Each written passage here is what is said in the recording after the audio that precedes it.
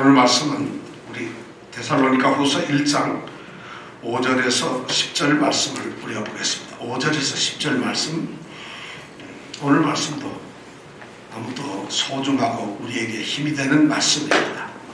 이 말씀을 다 같이 한 목소리로 10절까지 읽도록 하겠습니다.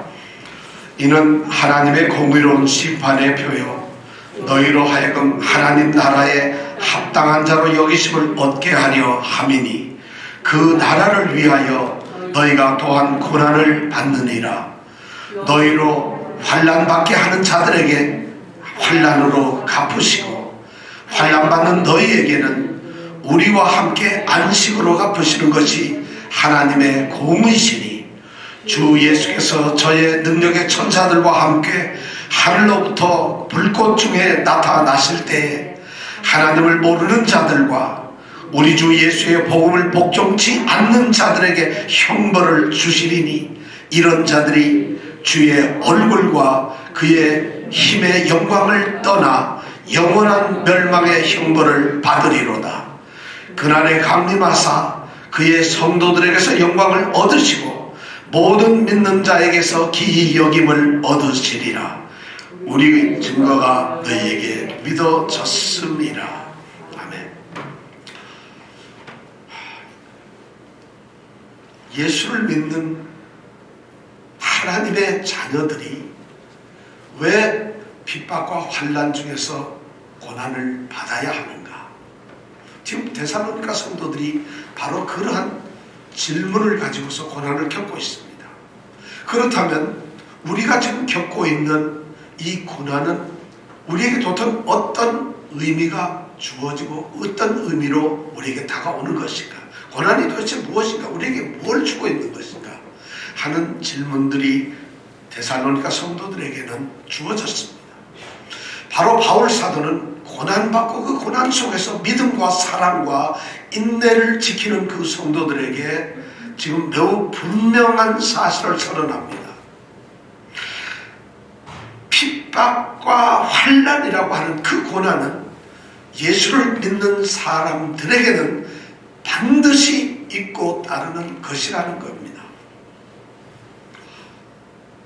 너희들이 특별해서 너희들만 고난을 받는 것이 아니고 너희들이 무슨 죄를 져서 너희들에게 무슨 부족함이 있어서 하나님이 너희들을 조금 덜 사랑해서 하나님이 너희를 외면해서 하나님이 너희들과의 관계를 끊기 위해서 너희에게 고난을 주는 것이 아니라 너희들이 바로 성도이기 때문에 성도라면 고난을 받아야 된다는 것이죠. 이것이 성경에서 일관되게 하나님이 하나님의 백성들에게 말씀하시는 진리입니다. 주님께서 직접 말씀을 하십니다. 요한복음 15장 20절에 보면 사람들이 나를 핍박하였은즉 너희도 핍박하리라. 예수님이 핍박을 받았는데 너희들도 동일하게 핍박을 받는다는 것이죠. 바울 사도는 소아시아 지방에서 복음을 전할 때에 하나님 나라에 들어가려고 하는 자는 필경 반드시 많은 환난을 겪어야 한다고 말을 했습니다. 또 로마에 있는 교회들, 로마 교회를 향해서 그가 말을 할 때 우리가 주님과 함께 영광을 얻기 위해서는, 주님과 함께 영광을 누리기 위해서는 똑같이 주님과 함께 고난을 받아야 한다고 로마서 8장에 말씀을 하고 있습니다. 사실 믿는 성도들에게는 고난과 영광이라는 것, 십자가와 하나님 나라라고 하는 것, 환난과 우리가 인정을 받는다는 것, 이 모든 것이 절대로 분리될 수 없이 믿는 자들에게는 서로 밀접한 관계가 되어 있습니다. 고난만 있고 영광이 없는 것도 아니고 믿는 자들에게 영광과 하나님 나라만 있고 핍박과 환난이 없는 것이 아니라는 것이, 이 둘은 끊을래야 끊을 수 없는 끈끈한 관계로 우리 믿는 자들에게 일어나는 현상이고 사건이라는 것이죠. 바로 그것이 이 고난과 영광, 이것이 바로 우리가 성도라는 것을 증명하는 것이라는 것이죠. 그렇다면 성도들은 고난을 받으면 구원을 얻는 것인가? 그건 아니라는 것이죠. 고난을 받기 때문에 구원을 받는 것이 아닙니다. 고난이라고 하는 그 자체는 우리를 구원으로 이끌어가는 구원의 어떤 그 수단이 되는 것이 아니라는 거지. 절대 고난이 우리를, 그러면 고난, 고통 많이 받으면 구원을 얻는다, 이런 말은 있을 수가 없어요. 그러니까 사람들이 괜히 자기를 힘들게 만들고 고통과 고난과 어떤 핍박, 스스로를 고통스럽게 만들면서, 그러면서 자기가 뭔가 하나님께 더 믿음이 쌓아져간다고 착각을 하는데 그렇지가 않다면, 고난은 절대 구원의 필수적인 충족한 어떤 조건이 아닙니다. 그럼 고난은 뭔가?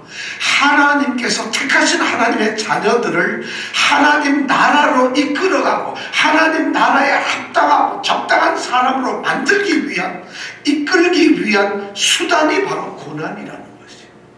고난 가운데서 우리 성도들이 어떻게 훈련받고 어떻게 거기에서 우리 자신들이 성숙되어 가는가 하는 그러한 도구로 사용되는 것이 바로 고난이라는 것이에요. 바로 그 고난 가운데서 이 데살로니가 후서 1장 3절하고 4절의 말씀을 보니까, 이 데살로니가 성도들은 그들이 받는 그 핍박과 환난 중에서 중요한 세 가지를 지켰어요. 그들의 믿음을 지켰고, 그들의 사랑을 더 풍성하게 만들었고, 그리고 그들은 더 굳센 인내로서 그 고난을 겪어냈다는 것이에요. 이것이 바로 하나님께 감사할 수밖에 없는 일이었고, 그것이 교회에서 정말 빛나고 높은 어떤 자랑스러운 일이었다고 바울 사도가 고백을 합니다. 그렇다면 우리에게는 매우 중요한 생각이 드는 것이 있어요. 바울 사도가 지금 고난과 환난을 겪고 있는 데살로니가 성도들에게 지금 편지를 보내면서 위로를 하는데, 도대체 어떻게 위로가, 무슨 말로 그 성도들을, 고난 중에서 고통당하는 성도들을 위로할 수 있을까요?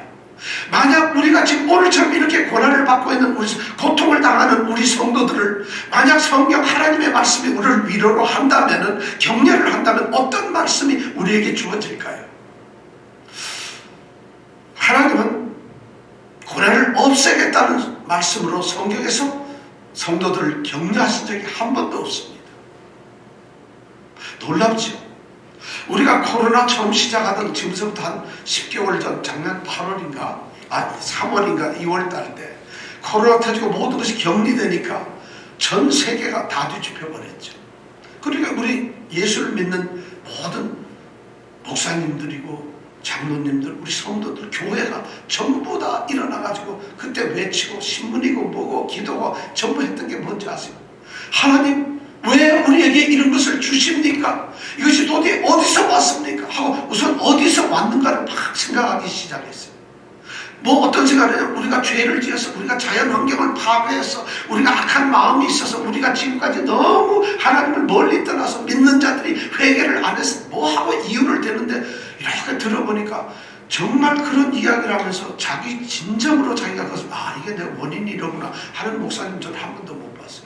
그리고 자기 아는 지식으로 뭔가를 막 들려가는데 저는 그 대답이 다 틀렸다고 생각을 했어요.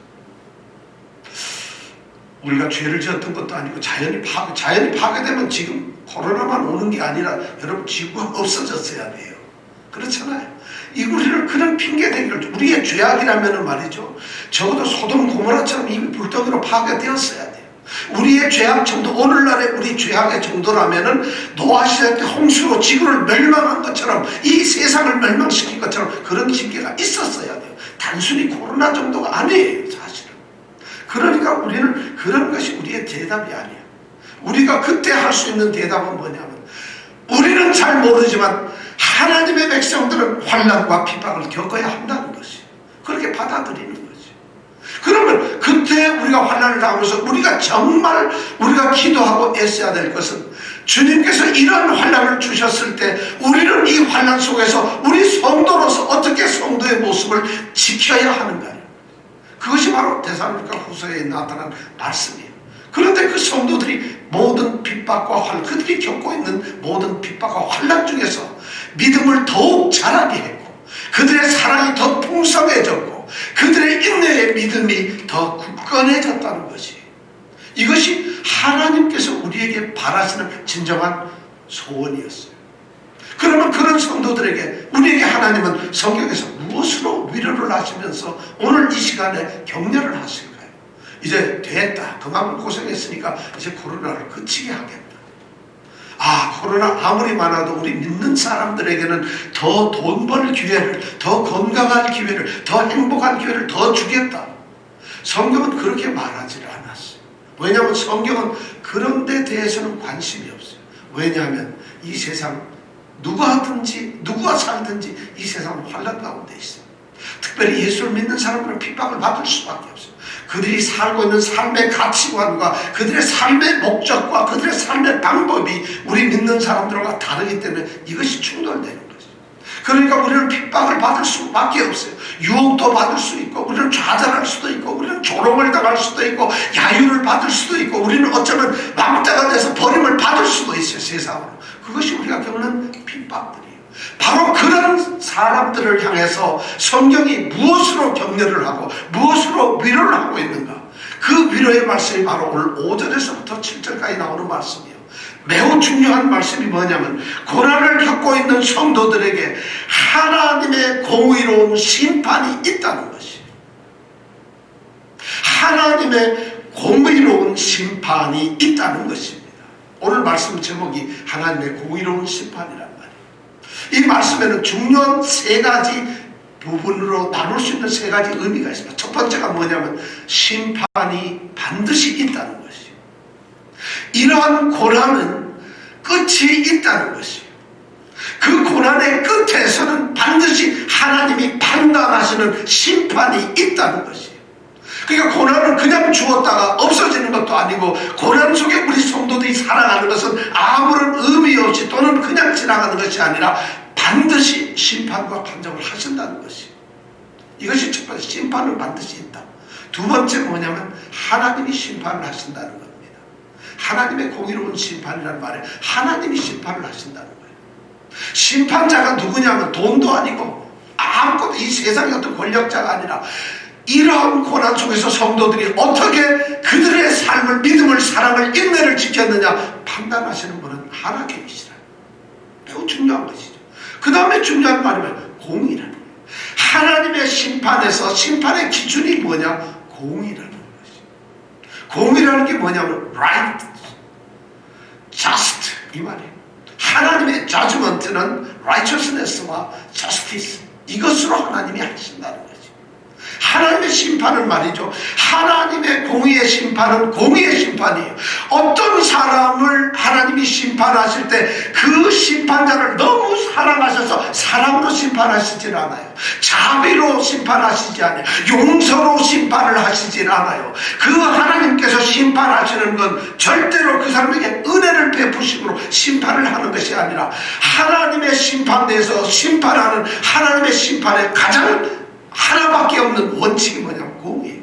right, just, 이거 두 가지밖에 없어요. 근데 이것이 바로 데살로니가 성도들에게는 위로가 되고 격려가 된다는 것이에요. 여러분, 우리는 예수를 믿었으니까 하나님이 좀 봐주실 것 같지 않은가요?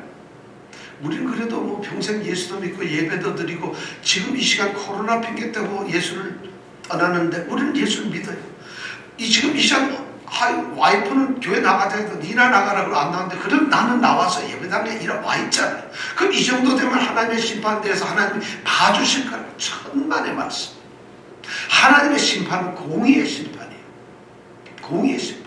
로마서 2장 5절에서부터 11절 말씀에 보면 하나님이 각 사람에게 그 행함대로 보응하신다. 하나님이 로마서 2장 5절 하나님이 각 사람에게 그 행함대로, 만약에 여기 이 집사님이 있다면 하나님은 이 집사님이 그 행함대로 보응을 하신다는 거예요. 뭘 했는지 하나님은 보응하신다. 그러면서 2장 11절 뭐 행함대로 보응을 하신다는 걸 쭉 설명하다가 그 마지막 2장 11절에 가서 뭐라 얘기하셨어요? 하나님은 우리 사람을 외모로 판단치 아니하신다. 외모라는 말이 뭐냐면 우리 얼굴을 보고 한다는 이런 뜻이 아니라, 하나님은 편견을 갖지 않으신다는 거예요. 특별한 어떤 편애를 가지고 판단을 하시는 게, 이거 내 새끼로구나 해서 너 죄지었어 봐줘, 그래도 이게 아니라는 것이에요. 너 성도 목사로구나. 너 목사 몇 년 했어? 저요 지금 17년 됐는데요. 17년, 15년보다 많으니까 봐준다. 이게 아니에요. 하나님께서는 페이보리티즘으로 어떤 편애나 특별한 편견을 가지고 심판을 하시지 않는다.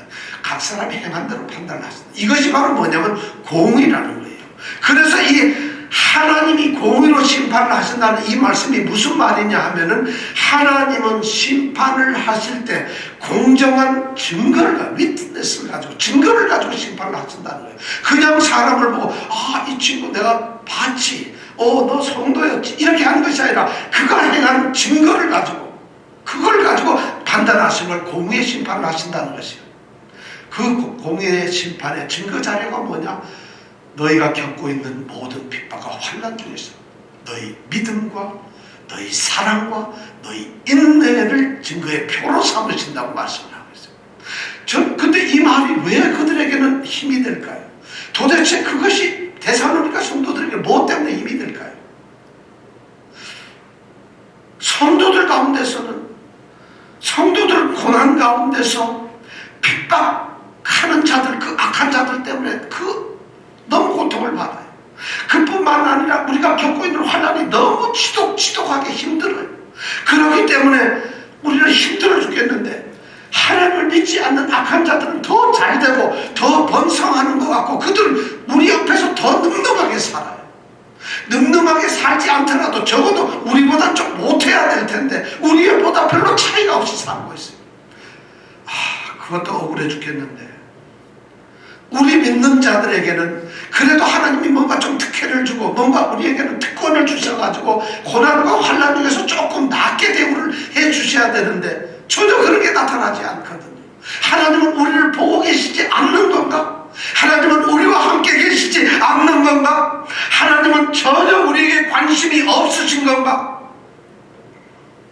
하나님은 정의롭지 않으신 분인가? 아니, 하나님은 지금 아무 일도 하시지 않는 분인가? 혹시 믿는 자들은 그렇게 생각할 수 있을지 몰랐을 텐데, 저는 공의 하나님이시니까 그 하나님은 하나님의 심판대에서 심판을 하시기 위해서 공의로운 증거를 지금 하나님은 가지고 계시고 심판을 하신다는데, 그 공의의 증거의 심판이 뭐냐? 고난 중에서 우리가 세웠던 믿음과 사랑과 인내라고 한다면은, 그것을 하나님이 증거로 삼으시도록 한다면은, 우리가 여기에서 기억해야 될 것은 바로 고난 가운데서 우리의 믿음, 사랑, 인내를 하나님은 보고 계신다는 거죠. 증거를 삼기 위해서 하나님은 안 보면 증거를 알 수가 없잖아요. 보고 계실 거고, 그 고난 가운데 있는 믿음과 사랑과 인내를 하나님께서는 직접 알고 계시는 거고, 바로 그 고난 가운데 믿음과 사랑과 인내를 겪고 있는 사랑하는 성도들과 함께 하고 계신다는 거죠. 그래야만 그것이 증거가 될 수 있다는 거죠. 안 보고 나서 이건 증거입니다 하면 하나님이 그걸 증거를 어떻게 보시겠냐는 거예요. 바로 고난 가운데 있는 믿음과 사랑과 인내가 공의로운 증거가 된다는 것. 이 말은 하나님은 이걸 보고 계시는구나, 이걸 알고 계시는구나, 내가 지금 겪고 있는 이 모든 것을 하나님은 카운트를 하고 계시는구나, 그리고 하나님의 생명책에, 하나님 앞에 넣어있는 그 책에 이 모든 것을 내 이름과 함께 기록하고 계시는구나, 그리고 내가 하나님 앞에 세워지는 심판대에서 하나님은 그것을 증거로 삼으신다는 것을 이 데살로니가 성도들은 알고 있다는 거죠. 그것이 그러니까 위로가 되는, 하나님의 공의로운 심판이 있다는 이 말 자체가 그들에게는 너무나 큰 위로고 힘이 된다는 것이죠. 오늘 여러분들에게도 하나님의 공의로운 판단이 있다는 것을 우리가 믿고 이것이 우리에게 힘이 되고 능력이 되기를 원합니다. 정말 중요합니다. 우리는 고난 때문에 분개도 하고 불평도 하고 또는 괴로워도 할 수 있지만, 사실 이 데살로니가 성도들처럼 하나님의 공의로운 심판의 증거가 바로 너희들의 믿음의 모습이라는 걸 얘기를 들을 때 얼마나 그들은 하나님, 우리의 믿음이 헛것이 아닙니다. 우리가 이 고난 중에 서로 뜨겁게 사랑하는 이 풍성한 사랑이 의미 없는 아무런 가치가 없는 것이 아니라 너무 중요한 증거들입니다. 우리가 이 고난에서 꿋꿋하게 참아 견뎌내는 이 나의 인내가, 불굴의 이 인내가 하나님 앞에는 너무 중요한 증거가 됩니다. 이것이 그들에게는 힘이 되었다는 것입니다. 놀라웠게도 하나님은 그 판단을 하실 때 판단을 중요한 두 가지 어떤 기준을 가지고 하세요. 하나님의 판단이 중요한 두 가지. 6절하고 7절에 보니까 하나님의 이 공의를 가지고 판단하시는 그 판단은 굉장히 보복적이라는 거예요. 반드시 거기에 행한 일에 대해서 보복을 하신다는 거죠. 6절에 보니까 너희로, 바로 데살로니가에 있는 성도들입니다. 너희로 하여금 너희들에게 환난 받게 하는 자들, 너희를 환난 주고 환난 핍박하고 이러는 자들이 있다면 그들에게 동일한 환난을 형벌로 주겠다는 거예요. 어떠세요? 하나님은 가만히 계시면 보복을 하신다는 거예요. 반드시 그렇게 하신다는 거예요. 그리고 7절 위에서 보니까 그러나 환난 받는 너희들, 그런 핍박을 받고 핍박을 겪고 있고 환난 가운데서 고통을 당하고 있는 너희에게는, 환난 받는 너희에게는 우리와 함께 사도들처럼 바울처럼 그 모든 성도들과 함께 안식을 주신다는 것이에요.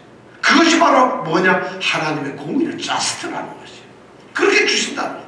그러니까 환난을 받는 자에게는 안식, 평강을 주시고 환난을 끼치는 자들에게는 환난을 갚으신다. 하나님은 반드시 보복하시지만 고통을 당하는 우리 성도들에게 반드시 보상을 하신다는 거죠. 이것이 바로 하나님의 심판의 근거, 두 가지 원칙이라는 거예요. 저는 여러분들이 나중에 보복을 받으시는 분이 될런지 또는 보상을 받는 분이 될런지 여러분들 한번 판단해 보세요. 이 중에서 어떤 분은 보복을 받으시는 분들이 있을지, 나는 한 번도 환난을 믿는 사람들에게 핍박을 한 적이 없는데요. 우리는 이렇게 말할 수가 있을지 몰라요. 나는 정말 핍박을 받았는지 안 받았는지 모르지만 적어도 나는 성도니까 핍박을 받았잖아요. 그러면 나는 안식을 주셔야죠. 이것이 하나님의 공의라면서요. 이렇게 말씀을 하실 수가 있을지 몰라요. 그러면서 우리는 그 다음 성경을 계속 읽어볼 수가 있어요. 자, 그렇다면 우리는 여기서 중요한 세 가지를 우리는 판단해 볼 수 있어요. 첫 번째, 이러한 하나님의 공의로운 심판은 언제 있을 것인가? 있긴 있다면 그 언제 있을 것인가? 그것이. 그러니까 7절 하반절에 보면 이렇게 나왔어요. 분명하게 우리가 얘기를 하고 있어요. 주 예수께서 저의 능력의 천사들과 함께 하늘로부터 불꽃 중에 나타나실 때에, 누가 어떻게 돼? 바로 그때에 하나님의 공의로운 심판이 있다는 것이 매우 중요한 말씀이에요. 하나님 백성들은, 환난을 겪고 있는 하나님의 백성들은 이 고난이 빨리 끝나고 빨리 하나님의 심판이 오기를 기대하고 바라고 있지만 바로 그날은 주 예수께서 그의 능력의 천사들과 함께 불꽃 중에 나타나실 때라야만 비로소 하나님의 심판은 있다는 것이에요. 그런데 그 심판의 때에 대해서는 우리가, 때와 시에 대해서는 알지 못한다고 이미 말씀을 했어요. 그러나 우리가 분명히 알 수 있는 것은 오늘 성경 말씀에 보니까 주 예수께서 하늘로부터 강림하시는 그날이 곧 바로 심판의 날이라는 것을 우리는 알 수가 있습니다. 그런데 여기서 몇 가지 중요한 것을 우리는 볼 수가 있어요. 주님께서는 강림하실 때 친히, 주님 자신이 직접 오신다는 것이에요.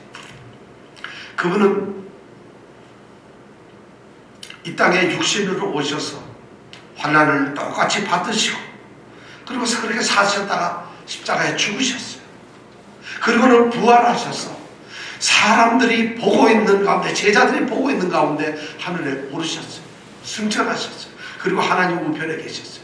근데 다시 오시는 이 심판의 날 오시는 그 주님은 바로 올라가셨던 모습 그대로, 그 주님, 이 땅에 계셨던 주님, 이 땅에서 십자가의 고난을 받으셨던 그 주님이 직접 친히 오신다는 것이에요. 이것이 첫 번째. 그러니까 우리는 적어도 이 땅에 계셨던 주님이 우리에게 말씀하셨던 모든 말씀을 지켰던 성도들에게는, 그의 부름을 받고 그의 제자들이 된 그를 믿는 자들에게는 적어도 우리는 그 주님을 만날 수가 있다는 거죠. 주님을 그렇게 오신다는 거예요. 두 번째, 주님은 어떻게 하나? 영광스럽게 오세요. 주님이 처음 이 땅에 오실 때에는 어린아이로서 있을 곳이 없어 마구간에서 구유에서 태어났죠. 그리고 천하고 낮은 모습으로 오셨지만 주님이 다시 오시는, 심판자로 오시는 그날에는 하늘로부터 천사들을 대동하고 오시는 영광 가운데 오신다는 것이죠. 주님이 오시는 것은 영광 가운데 있어요. 세 번째, 우리가 여기서 또 알 수 있는 것은 예수님이 오시는 그날, 주님의 재림의 그날에는 모든 사람들이 주님의 오심을 직접 눈으로 볼 수 있다는 것이에요. 베들레헴 구유에서 태어나신 주님을 본 사람들은 너무 없어요. 주님이 처음 오실 때 본 사람은 아무도 없어요. 별로 없어요. 그런데 다시 오는 주님은 하늘로부터 주님께서 구름의 불꽃 중에 나타나실 때 이 땅의 모든 사람들, 예수를 믿는 사람도 믿지 않는 사람도 주님의 모습을 다 볼 수 있다는 거예요. 저는 이렇게 친히 볼 수 있다는 게 너무 좋아요. 그러니까 이 말씀을 딱 생각하면 어떤 이단들처럼 자기네들한테 와야지 언제 어디서 어디에서 어느 때에 어떻게 오신다는 걸 자기네들만 볼 수 있다는 이런 거짓말을 하는 말도 안 되는 소리를 하는 그런 거짓에 우리는 빠지지 않을 수가 있어요. 우리 모든 사람이 볼 수 있어요. 여러분, 그러니까 그러면 자는 사람은 어떻게 볼 수 있을까요? 내가 왜 자는 사람은 그 순간 못 볼 수 있죠. 그러니까 주님은 밤에 도적같이는 안 오실 것 같은 생각이 들어요. 그러니까 주님은 우리 모두가 볼 수 있다는 거예요. 자, 네 번째 뭐냐면 주님께서 오늘 보니까 능력의 천사들과 함께 오세요. 주님이 오실 때 혼자 오시는 게 아니라 주님께서 하늘 나라에서 거느리고 다스리고 부리던 그 수만 수천의 능력의 천사들이 함께 대동해서 수행을 하고 오신다는 거예요. 전 이걸 보면서 그 장면을 한번 이렇게 상상을 해봅니다. 엄청나죠. 그런데 데살로니가전서 우리 4장 14절에 보면은 하나님께서는 예수 안에서 자는 자들을 하나님께서 데리고 오신다고 그랬어요. 그러니까 데살로니가 전서 4장 13절에 보면 그리스도 안에서 죽은 자들을 데리고 주님께서 오시는 걸로 되어 있는데 오늘 여기에 보니까 천사들, 능력의 천사들을 데리고 오는 걸로 되어 있어요. 그런데 놀라지 마십시오. 천사들이나 그리스도 안에서 죽은 이 모든 무리를 한마디로 부를 때 뭐냐면 성도라고 해요. 성도, 거룩한 능력 있는 거룩한 천사들도 거룩한 무리들이고 그리스도 안에서 죽은 우리 사람들, 그리스도 안의 사람들도 성도예요. 그러니까 이 모든 그리스도 안에 있는 무리들을 얘기할 때 성도라고 합니다. 그러니까 우리는 주님께서 오실 때는 성도와 함께 오신다는 것을 우리가 기억할 수가 있어요. 그 다음에 다섯 번째 보니까 주 예수님은 오늘 말씀을 보니까 주 예수께서 저의 능력의 천사들과 함께 하늘에서 하늘로부터 불꽃 중에 나타나신다고 되어 있어요. 불꽃 중에. 근데 데살로니가 우리 전서 지난번 공부할 때 4장 16절에 보면 주께서 호령과 천사장의 소리와 하나님의 나팔로 하늘로 쫓아 오신다고 이렇게 되어 있어요. 여기서는 호령이나 천사장의 소리나 하나님의 나팔이 없이 빠지고 불꽃 중에 나타나요. 사실 불꽃 중에 나타난다는 것은 하나님이 나타나신다는 것을 표현하는 표현법입니다. 출애굽기 3장에 보면, 출애굽기에 보면은 4장인가요? 모세가 하나님을 만날 때 가시나무 떨기, 불타고 있는 가시나무 떨기에서 하나님을 뵙게 됩니다. 실제 불은 타지 않지만 그 불 가운데 나타나서 하나님을 봅니다. 또 그리고 출애굽기 20장에 보면은 이스라엘 백성들이 시내산에서 하나님을 만날 때 화염 가운데서 이 시내산이 막 불타고 있는 것 같은 화염 속에서 하나님을 만나게 됩니다. 그러니까 하나님이 오시는 것은 바로 불 가운데 오신다는 것이에요. 그래서 여기에 보니까 불꽃 중에 나타나는 것이에요. 불꽃, 이건 하나님이 나타나시는 것처럼 우리 주님께서 나타나신다는 것이에요. 그런데 놀랍게 불꽃 중에 불이라는 것입니다. 저는 이 불꽃이 이런 걸 거예요. 성도들 같으면은, 우리 성도들 같은 고린도서에 말씀하는 것처럼 우리의 믿음이나 공력이 불로 태워도, 베드로전서 베드로도 얘기했죠. 불로 태워도 없어지지 아니할 단련된 믿음이에요. 그러니까 아마 불꽃 가운데 나타나시는 주님께서는 그 불로서 우리들의 믿음을 확 한번 태워보실 것 같아요. 우리 집 박 집사님도 태우고 이 집사님도 태우고 우리 최 집사님 뭐 다 불로 한번 쫙 믿음을, 그들의 사랑을, 인내를 불로 한번 딱 태웠어요. 거기서 다 태워지고 없어지는, 불로 태워도 없어지지 아니할 금 같은 믿음을 가진 자들을 하나님께, 주님께서는 심판에서 받아들이실 거라는 거예요. 저는 그러니까 불로 나타나신다는 게 얼마나 두려운지 몰라요. 믿는 자들에게는 그 불의 어떤 시험, 심판이 있을 거라는, 불의 시험 테스트가 있을 거라는 것이죠. 그럼 믿지 않는 사람들의 불은 뭘까요? 그들은 영원히 타지 않고 꺼지지 않는 그냥 불모 저수지에 던져지는 것이에요. 그들은 불의 고통을 당하는 것이에요. 요한계시록에 보면 그들이 어떤 사람들이에요? 영원히 불못 가운데서 죽지 않는 삶을 사는 것이 그들의 모습이라는 거예요. 그러니까 불이라는 것은 우리 믿는 사람들에게서는 더 거룩함을 드러내고 더 믿음다워지고 더 성도다워지고 더 성결해지는 그런 것을 드러내는 것이 될 것이고, 악한 자들에게는 그냥 멸망의 삶의 모습이 바로 불로 판결이 된다는 거죠. 그래서 아마 불꽃 가운데 나타나신다는 것 같아요. 이렇게 주 예수께서 하늘로부터 불꽃 중에 나타나실 그날이 바로 심판의 날이 될 것이고 하나님의 공의로운 판단이 있을 것이라는 것이에요. 자, 그렇다면 이런 하나님의 공의로운 심판이 나타나신 날이 그날이라면 그 심판은 누구에게 과연 나타날까요? 이 말씀을 여러분들이 잘 듣기를 바랍니다. 누구에게 나타날까요, 심판이? 그 말씀이 바로 오늘 8절에 나와 있는 말씀이에요. 자, 8절을 다 같이 한번 읽어보겠습니다. 시작. 하나님을 모르는 자들과 우리 주 예수의 복음을 복종치 않는 자들에게 형벌을 주시리니. 하나님의 공의로운 심판이 누구에게 나타나느냐? 오늘 말씀을 보니까 하나님을 모르는 자들, 그리고 우리 주 예수의 복음을 복종치 않는 자들, 두 종류의 사람이 있어요. 하나님을 모르는 자들, 여러분 한번 손 들어보세요. 하나님 혹시 모르시는 분 손 들어보세요. 여기는 심판을 받을 사람이 없거든요. 하나님을 모르는 사람이 누굴까? 성경학자들은 막 연구를 하다 보니까 데살로니가전서 이 전서 4장 5절에 보면 하나님을 모르는 이방인처럼 세욕을 쫓지 말고 뭐 이런 말씀이 있어서 이방인을 말하는구나. 하나님을 모르는 자는 유대인 말고 이방인을 말하는구나. 그럼 유대인은 다 복음을 구원을 받는 건가? 그것도 아니고, 그 다음에 보니까 우리 주 예수의 복음을 복종치 않는 자들, 요거는 유대인을 말하고 있다는 것이에요. 아까 하나님을 모르는 건 이방인들이지만 우리 주 예수의 복음을 복종치 않는 것은 유대인들이에요. 왜냐하면 데살로니가 전서 똑같이 2장 15절 16절 2장 15, 16절에 보면 유대인은 주 예수와 선지자들을 죽이고 우리를 사도들을 쫓아내고 하나님을 기쁘시게 아니하고 모든 사람에게 대적이 되어 가지고 사도들이 이방인들에게 복음을 전해서 그들을 구원 얻게 하는 것을 금했다는 것이 바로 유대인들을 얘기하는 것이죠. 그렇다면 하나님을 모르는 이방인들과 주 예수의 복음을 복종치 않는 유대인들, 이방인과 유대인이 다 심판을 받는다면 도대체 그럼 누가 심판을 안 받는다는 거예요? 그렇게 성경에서는 얘기를 하는 사람들인데, 이 말씀은 뭐냐면 정확하게 얘기하면 이런 거라고 얘기했어요. 하나님 알기를 거부하는 사람들이, 하나님을 알아가는 것을 싫어하는 사람들이, 하나님을 더 잘 아는 것, 하나님과 알아가는 이런 것을 게을러하고 싫어하는 사람들이에요. 또 어떤 사람이냐? 우리 주 예수 그리스도의 복음을 듣고서 복음을 귀찮아하는 거죠. 복음을 거부하는 거예요. 복음을 핑계대고 피하는 거예요. 이런 사람들을 얘기하는, 다시 말해 예수를 믿지 않는 사람들이죠. 여러분, 하나님을 안다는 게 뭔지 아세요? 하나님을 안다. 여러분, 하나님 아세요?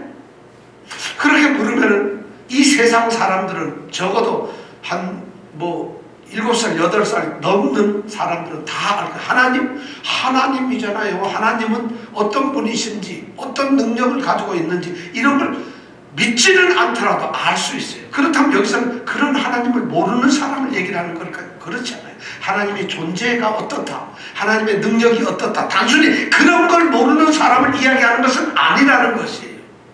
그렇다면 세상에 심판받을 사람이 하나도 없어요. 절에 다니는 사람도 하나님 알아요. 하나님 기독교에서 믿는 그 신이잖아. 전지전능하고 모두가 할 수 있다는 신이잖아. 그럼 그 사람이 하나님을 아는 걸까요? 여기서 하나님을 모르는 자들이라고 하는 말은 하나님의 그런 존재나 능력을 아는 그런 단순히 그런 지식을 가진 사람이 아니고 성경 조금 읽었다 하는 사람을 말하는 것이 아니라 하나님을 안다, 하나님을 모른다, 이 말은 뭐냐면 하나님과 친밀한 인격적인 교제를 나누는 사람을 말하는 것이에요. 하나님이 여러분들 삶에서 어떤 역할을 하세요?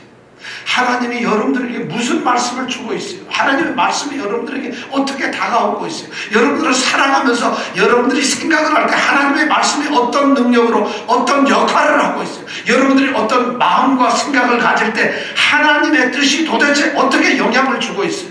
여러분들이 손으로 발로 일하고 걸어가고 할 때 도대체 하나님의 생각과 하나님의 뜻과 하나님의 말씀이 어떤 영향을 주고 있느냐는 것이, 그 하나님의 말씀, 하나님께서 내 삶과 나 인간이라고 하는 나 존재와 성도로 이 존재와 인격적인 끈끈한 친밀함과 관계를 가질 때 그때 우리는 하나님을 안다 이렇게 말하고 있어요. 여러분 조 바이든이 누군지 아세요? 미국 대통령이잖아요. 이건 바이든을 아는 게 아니에요. 그가 대통령이라는 거 하는 것밖에 아는 게 없는 거예요. 그 사람과 나는 아무 관계도 없어요. 그 사람하고 대화한 적도 없고 그 사람을 만난 적도 없어요. 그 사람과 인격적으로 아무런 내가 편지 써도 그 사람한테 갈지 안 갈지도 몰라요. 그 사람은 내가 있는지도 몰라요. 이건 아는 것이 아니라는 거죠. 하나님을 안다는 것은 그 하나님은 나를 알고 나는 하나님을 아는 인격적인 아주 밀접한 관계가 있을 때 안다고 하는 거죠. 바로 그 하나님을 모른다는 사람은 그런 관계가 없는 사람이에요. 쉽게 말해서 믿지 않는 사람. 교회에 아무리 앉아 있어도 하나님과 인격적인 관계, 하나님을 모르는 사람들이 있다는 것이에요. 두 번째 뭐냐면 주 예수의 복음을 복종치 않는 자들. 복음을 복종치 않는다. 우리는 복음을 받아들여 예수를 믿고 있는데 우리는 복종한 건가요? 그렇게 말할 수는 없어요. 복음이라는 거 저들도 다 알아요. 예수가 누구죠? 예수 그분은 이 땅에 사람 하나님 아들인데 세상에 오셔서 십자가에 달려 죽거든요. 그리고 부활을 했대요. 이거 모르는 사람들 웬만하면 다 알아요. 그럼 그 사람은 복음에 순종하는 사람인가요? 우리 주 예수 그리스도의 복음, 바로 그 주님에 대해서 순종을 하고 있는 것일까요? 아니잖아요. 그걸 얘기하고 있는 게 아니에요. 그런 형식적인 것, 그런 단순한 지식적인 것이 복음을 알고 복음을 순종하는 것이 아니라 바로 복음으로 살아가는 사람들이 바로 복음에 순종하는 사람들이에요. 역시 그것도 또 말씀으로 떨어지는 것이에요. 말씀을 가지고서 말씀이 나의 가치관의 기본이 되는 것이에요. 나의 행동의 원칙이 되는 것이에요. 말씀이 나의 모든 것을 사로잡는 것이에요. 그래서 예수님이 싫어하면 하지 않는 것이에요. 예수님이 원하시면 하는 것이에요. 예수님을 기쁘게 하는 것이 나의 삶의 목적이 되는 것이에요. 그리고 예수님이 기뻐하시는 일을 내가 찾아가는 것이에요. 나에게 돈 버는 것보다도 중요한 것이 있다면 예수님을 기쁘게 하시는 거예요. 근데 돈 벌어서 예수님을 기쁘게 할 수 있다면 열심히 돈 벌어야 되겠죠. 바로 이런 것이 바로 복음에 순종하는 삶이에요. 바로 심판을 받는 사람들은 누구냐? 아주 하나님을 모르는 자들, 그리고 주 예수의 복음을 복종치 않는 자들에게는 하나님께서 형벌을 주신다는 거예요. 자, 그렇다면 하나님의 공의로운 심판, 세 번째 우리가 중요한 것은 공의로운 심판을 받는 자들에게는 어떤 형벌이 주어질까요? 어떤 벌이 주어져야 되잖아요. 하나님의 공의로운 심판이 있어요. 그것이 어느 때 있을 걸 우리는 알았어요. 그리고 그 어떤 자들이 심판을 받는가를 알았어요. 그럼 심판이 도대체 결과가 뭘까? 오늘 말씀에 보니까 9절에 나와 있어요. 이런 자들이, 하나님을 모르는 자들, 우리 주 예수 그리스도의 복음을 복종치 않는 자들, 9절에 보니까 이런 자들이 주의 얼굴과 그의 힘의 영광을 떠나 그 다음에 어떻게 돼요? 영원한 멸망의 형벌을 받으리로다. 이렇게 되어 있어요. 바로 그런 사람들이 받는 벌이 뭐냐면 우선 그들은 주의 얼굴을 떠나게 돼요. 주님의 얼굴 본 사람 누가 있어요? 여러분 주의 얼굴 보았나요? 그러니까 이 이단들은 이런 거 가지고 단어로 헛소리가, 주님의 얼굴을 내가 배울 때 너무 깊어서 주님의 얼굴을 난 봤습니다. 그리고 우리도 찬양할 때 찬양 곳곳에서 보면은 주의 얼굴 배웠고 주의 얼굴 앞에 뭐 이런 찬양들이 너무 많아서 우리를 착각하기를 주님의 얼굴 본 것처럼 생각을 해요. 그런데 오늘 보니까 하나님을 모르는 자들, 우리 주 예수 그리스도의 복음을 복종치 않는 자들, 이런 자들은 주의 얼굴을 떠난다고 되어 있어요. 그럼 무슨 얘기일까요? 우리는 육신으로 영으로서의 주님의 얼굴을 우리는 볼 수도 없고 알 수도 없어요. 주의 얼굴을 떠난다는 얘기는 뭐냐면은 이런 것이요. 주님의 함께 계신 주님의 임재로부터 우리가 떠나는 것을 말해요. 주님 앞에서 떠난다는 말이에요. 주님이 함께 하시지 않는다는 것이에요. 주님이 계시는데 주님이 그 그 사람을 포용하고 나와 함께 있자고 하는 것이 아니라 그를 내쫓아가지고 격리시켜버려요. 코로나 너 걸렸으니까 너는 14일 동안 격리해라는 식으로 같이 아니고 떠나게 버려요.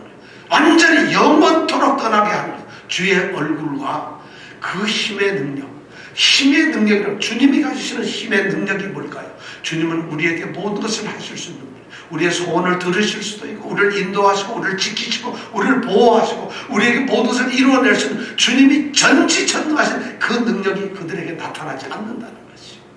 그럼, 자, 그럼 보세요. 주님으로부터 쫓겨나고, 주님의 어떤 보호나 인도를 받지 않는 이런 삶을 사는 것이 바로 주의 얼굴을 떠나, 그리고 그의 힘의 영광을 떠나는 것. 그런 것을 한마디로 말해서 영원한 멸망의 형벌이라고 해요. 영원한 멸망의 형벌을 받게 된다는 것이죠. 자, 이 영원한 멸망의 형벌을 우리는 착각할 때, 아, 멸망 그러니까 완전히 죽는 걸로 생각을 하는데, 오늘 이 말씀은 그런 걸 얘기하는 게 아니에요. 하나님을 믿지 않았던 자들, 그 다음에 주의 복음을 순종치 아니하였던 자들에게는 그들이 이 존재적으로 그의 몸이나 그의 생각이나 그의 영혼이 멸망해서 영원히 사라지고 없어지는 것이 아니라는 것이 뭐냐? 그들이 더 이상 주님 안에서, 더 이상 주님의 영향력 있는 능력 안에서 주님과 함께 살아가는 그런 삶에서 완전히 격리가 된다는 것이. 주님께서 말씀한 대로 그들이 어두움에 내어버려던 자, 이를 가며 슬퍼하며 이를 가며 있으리라고 하는 바로 그런 저주와 고통의 삶을 산다는 것이. 이것이 바로 요한계시록에 가면은 그런 사람들은 밑에 끝이 없는 영원한 멸망과 같은 죽지 않는 불못에 던져진다는 말로 표현을 하고 있어요. 불못에 불타는, 그러니까 죽지는 않아요. 그러니까 영원한 멸망을 받지는, 그들은 멸망이라고 영원히 하나님이 계신 하나님 나라가 아니라 불못에 영원토록 던져지는 자들이 된다는 것. 이것이 심판이라는 거죠. 하나님의 공의로운 심판의 결과가 그들에게 있다는 것이죠. 그런데 그럼 모든 사람들이 그렇게 될 것이냐? 10절에 보니까 놀라운 말씀들이 나옵니다. 10절에 보니까 전혀 다른 말이죠. 10절 한번 읽어볼까요? 다 같이 한번 시작. 그날에 강림하사 그의 성도들에게서 영광을 얻으시고 모든 믿는 자에게서 기이 여김을 얻으시리라. 우리의 증거가 너희에게 믿어졌습니다. 자, 여기에 놀라운 말씀이 나옵니다. 그러나 우리 사도들이 너희에게 전해진 복음, 바로 그 복음, 우리의 증거가 너희에게 믿어졌다. 이 말은 뭐예요? 우리가 너희에게 전했던 복음을 너희는 사람의 말이나 우리 한 어떤 사람의 그냥 또는 말로만 생각하는 게 아니라 능력과 성령과 큰 확신을 따라서 성령의 기쁨으로 이 복음을 받아들였고, 그리고 그 복음대로 살았던 사람들이 누구냐? 바로 10절에 나오는 모든 성도들, 그리고 모든 믿는 자들, 바로 그런 사람들이 누구냐면 데살로니가 교회 성도들이 바로 오늘 우리를 얘기해요. 그런 사람들에게는 바로 그날에 강림하시는 주 예수 그리스도께서, 그날에 주님이 오셨을 때, 그 주님이 나타나는 날, 이 주 하나님을 믿지 알지 못하고 복음을 순종치 않으하는 자들은 주님 얼굴에 나설지도 못하고 쫓겨나가야 돼요. 주님의 그 능력 앞에 그들은 세워지지 못하고 영원히 쫓겨나지만, 이렇게 복음을 받아들인 모든 성도들과 믿는 자들은 주 예수께서 강림하신 그날에 그분이 우리 가운데서 영광을 받으신다.